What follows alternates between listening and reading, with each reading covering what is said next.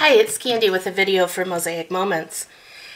Sometimes when we take pictures, we want to add a little sense of humor to our layouts, or we want to say what we're pretty sure that these little characters are thinking in their heads.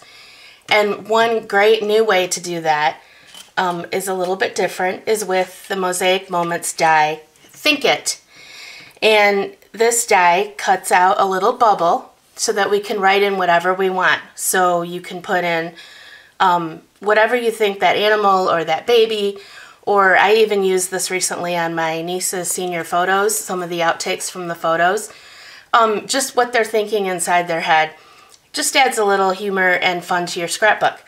And it's super easy to do with the new Mosaic Moments die, so I want to show you how easy that is.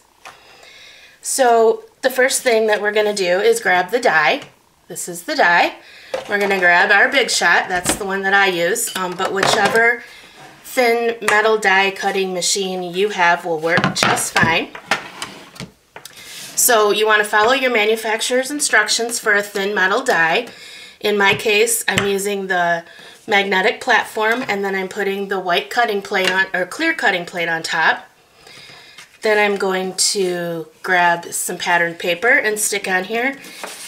Then the die, I'm going to turn it upside down and put it on. And I'm just going to angle my paper and my die. Because this has such a strong horizontal line to it, it just makes it easier to go through the machine on an angle rather than straight. So then I'm going to cover it with my blue plate, which I use just to make sure that I don't cut on it. The color helps me remember that it's not the plate to cut on, and it keeps it nice and straight.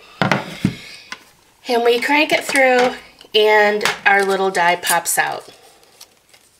And we have this all set and ready to go. Now, because we're working on grid paper, and we might be working on a strong colored paper that doesn't lend itself nicely to writing, I also want to cut out a white square to go behind here.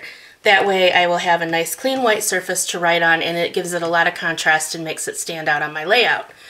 So to do that, I'm going to go to my A set of dies, which has different size square dies for layering and for cutting, or that fit the grid perfectly, and then the ones that would go a little bit smaller for layering. But I'm going to grab this one, which is the same size as if you were to cover two squares going each way, which is the same size as the little piece that we just cut out. And again, I'm going to angle that a little bit, put that down, put my blue plate on top, crank it through my machine.